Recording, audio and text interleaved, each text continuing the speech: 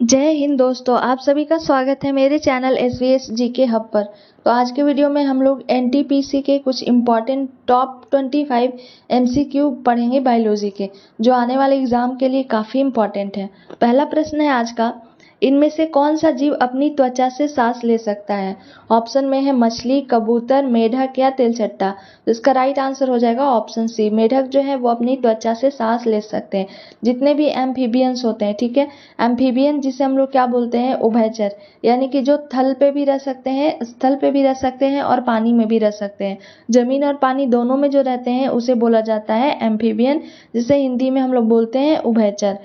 इसका एग्जाम्पल क्या हो गया, मेढक हो गया। मेढक जो है वो पानी में भी रहता है और जमीन पे भी रहता है, तो ये एम्फीबियन के एग्जाम्पल हो गया। और ये अपनी स्किन से सांस को ले सकते हैं। अगला प्रश्न है, कोशिकाओं के अध्ययन को क्या कहते हैं? सेरोलॉजी, साइटोप्लाज्म, साइटोलॉजी या ईटोलॉजी। इसका राइट आंसर ऑप्शन सी हो जाएगा, साइटोलॉजी कहलाता है, द स्टडी ऑफ सेल। अगला प्रश्न है, पौधों में बीमारियों और संक्रमण से उनकी प्रतिक्रिया का अध्ययन क्या कहलाता है? देखिए, मोस्ट इंपॉर्टेंट क्वेश्चन है ये, 2021 में पूछे गए हैं रेलवे के एग्जाम में, और साथ ही साथ ये बिहार SSC और BPSC के एग्जाम में भी कई बार पूछे जा चुके हैं कि कोई भी पौधों में बीमारी या उनमें इन्फेक्शन होने के कारण उनमें जो प्रतिक्रिया होती है, तो वो पता लगाने का अध्ययन क्या कहलाता है? ऑप्शन में दिए गए हैं पैथोलॉजी, फिजियोलॉजी, फाइटोपैथोलॉजी या फोटोसिंथेसिस। तो इसका राइट आंसर हो जाएगा ऑप्शन सी, फाइटोपैथोलॉजी कहलाता है वो। अगला प्रश्न है, मानव हृदय में कितने कोष्ठक होते हैं? 2, 4, 5 या 6। इसका राइट आंसर हो जाएगा ऑप्शन बी, 5 होते हैं। जिसमें क्या होते हैं, तो 2 जो होते हैं वो एट्रिया होते हैं। याद रखिएगा, कभी कभी नाम भी पूछ देता है। 2 एट्रिया होते हैं और 2 जो होते हैं वो क्या होते हैं, वेंट्रिकल्स होते हैं। जिसमें एक लेफ्ट राइट इसमें भी होते हैं, लेफ्ट एंड राइट, और इसमें भी होते हैं राइट वेंट्रिकल और लेफ्ट वेंट्रिकल, तो दोनों मिलाकर 4 हो जाते।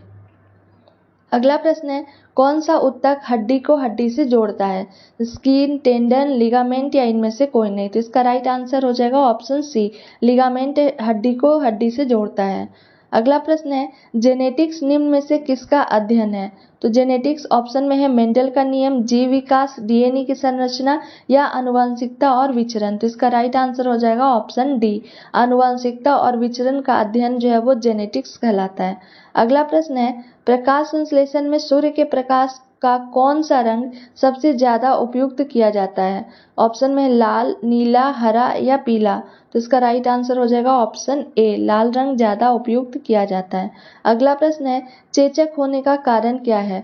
Rubeola virus, variola virus, varicella virus या मिक्सो वायरस। तो इसका राइट आंसर क्या हो जाएगा, वेरियोला वायरस, ऑप्शन बी चेचक होने का प्रमुख कारण है। अगला प्रश्न है, गाय के दूध का रंग किसकी उपस्थिति के कारण थोड़ा पीला होता है? जेंथोफिल, राइबोफ्लेविन, राइबोलोस या कैरोटीन। तो इसका राइट आंसर हो जाएगा कैरोटीन के कारण, ऑप्शन डी राइट हो जाएगा। इसके कारण से ये थोड़ा पीले रंग का होता है। अगला प्रश्न है, WBC का मुख्य कार्य क्या है, जिसे हम लोग क्या बोलते हैं, वाइट, बी से क्या हो जाता है, ब्लड, और सी से हम लोग सेल या कॉप्सेस कुछ भी बोलते हैं, ठीक है, सेल या कॉप्सेस होता है। तो उसका काम क्या है, ऑप्शन में दिए गए CO2 ले जाना, O2 ले जाना, रोग प्रतिरोध क्षमता बढ़ाना या इनमें से कोई नहीं। तो इसका राइट आंसर हो जाएगा ऑप्शन सी, रोग प्रतिरोध क्षमता को बढ़ाता है WBC। इसी कारण से इसे क्या बोला जाता है, तो सोल्जर ऑफ द बॉडी बोला जाता है। यानी सोल्जर का काम क्या होता है, हमारी रक्षा करना। तो ठीक उसी प्रकार से WBC जो होते हैं वो हमारे शरीर की रक्षा करते हैं। अगला प्रश्न है, रक्त में लाल रंग किसकी उपस्थिति के कारण होता है? प्लाज्मा, हीमोग्लोबिन, RBC या WBC। तो इसका राइट आंसर क्या हो जाएगा, हीमोग्लोबिन के कारण, ऑप्शन बी राइट हो जाएगा। अगला प्रश्न है, निम्न में से कौन सी गैस ग्लोबल वार्मिंग के लिए उत्तरदायी है? ऑक्सीजन, केवल मीथेन, केवल कार्बन डाइऑक्साइड या कार्बन डाइऑक्साइड और मीथेन। तो इसका राइट आंसर हो जाएगा ऑप्शन डी, कार्बन डाइऑक्साइड और मीथेन दोनों के दोनों ग्लोबल वार्मिंग के लिए रिस्पॉन्सिबल है। CO2 एंड मीथेन का फॉर्मूला क्या हो जाता है, CH4। अगला प्रश्न है, मनुष्य की खोपड़ी में कितनी अस्थियां होती हैं? 8, 30, 7 या 34। तो इसका राइट आंसर हो जाएगा ऑप्शन ए, 8। अस्थियों की संख्या 8 होती है। अगला है, पित्त कहाँ जमा होता है? पित्ताशय में, ग्रहणी में, यकृत में या प्लीहा में? तो वो पित्ताशय में जमा होते हैं। ऑप्शन ए राइट हो जाएगा, जिसे क्या बोला जाता है? तो गॉल ब्लैडर के नाम से भी जाना जाता है इसे। अगला प्रश्न है, मानव शरीर में खून के शुद्धिकरण की प्रक्रिया को क्या कहते हैं? यानी कि कृत्रिम ढंग से जो खून की शुद्धिकरण की प्रक्रिया होती है वो क्या कहलाती है? डायलिसिस, हीमोलिसिस, ऑस्मोसिस या पैरालिसिस? तो इसका राइट आंसर हो जाएगा ऑप्शन ए, डायलिसिस कहलाता है। डायलिसिस में खून का शुद्धिकरण होता है। अगला प्रश्न है, प्रकाश संश्लेषण के लिए कौन सी गैस आवश्यक है? O2, CO, N2 या CO2? तो इसका राइट आंसर हो जाएगा CO2, ऑप्शन डी करेक्ट हो जाएगा। अगला प्रश्न है, पौधों एवं पेड़ का खाना तैयार करने की प्रक्रिया क्या कहलाती है? तो इस प्रोसेस को क्या बोला जाता है? तो ये प्रोसेस कहलाता है फोटोसिंथेसिस। फोटोसिंथेसिस के द्वारा पेड़ पौधे अपना भोजन को स्वयं बनाते हैं, जिसे हम लोग बोलते हैं प्रकाश संश्लेषण। अगला प्रश्न है, क्लोरोफिल जिसे हरित लवक में कौन सी धातु होती है? लोहा, मैग्नीशियम, जस्ता या कोबाल्ट? तो इसका राइट आंसर हो जाएगा ऑप्शन बी, मैग्नीशियम पाई जाती है, जिसका सिंबल क्या हो जाता है? Mg हो जाता है। अगला प्रश्न है, दूध का धवल रंग किसकी उपस्थिति के कारण होता है? अभी हम लोग पढ़े थे हल्का पीला, ये क्या है? धवल रंग। तो ऑप्शन में दिए गए हैं लैक्टोज, एल्बुमिन, कैरोटीन या केसिन। तो इसका राइट आंसर हो जाएगा ऑप्शन डी, केसिन के कारण इसका रंग जो है वो धवल होता है। अगला प्रश्न है, डेंगू बुखार में मानव शरीर में निम्नलिखित में से किसकी कमी हो जाती है? प्लेटलेट की, हीमोग्लोबिन की, शर्करा की या जल की? तो इसका राइट आंसर क्या हो जाएगा? प्लेटलेट की कमी हो जाती है, ऑप्शन ए राइट हो जाएगा। अगला प्रश्न है, डीएनए का द्विहेलिक्स, जिसे हम लोग क्या बोलते हैं? डबल हेलिक्स बोलते हैं, संरचना को पहली बार किसने प्रस्तावित किया था? वॉटसन तथा क्रिक ने, फिशर तथा हल्डानी ने, लैमार्क और डार्विन ने या इनमें से कोई नहीं? तो इसका राइट आंसर हो जाएगा ऑप्शन ए, वॉटसन तथा क्रिक के द्वारा डीएनए का डबल हेलिक्स मॉडल दिया गया था। नेक्स्ट है, पाचन तंत्र का कौन सा भाग भोजन से पानी को अवशोषित करता है?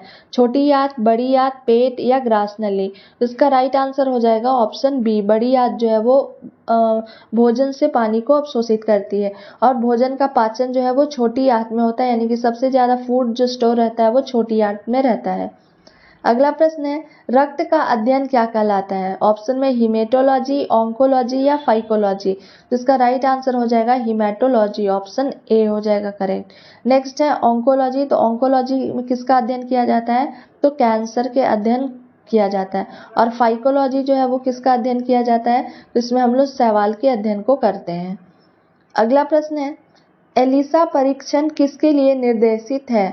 ऑप्शन में दिए गए हैं कोरोना वायरस, HIV, मलेरिया या टाइफाइड। तो एलिसा टेस्ट जो है वो HIV संक्रमण के लिए किया जाता है। जिस व्यक्ति को एड्स बीमारी होता है तो उसे क्या किया जाता है? उसको जांच करने के लिए एलिसा टेस्ट किया जाता है, जिसमें HIV संक्रमण का पता लगाया जाता है।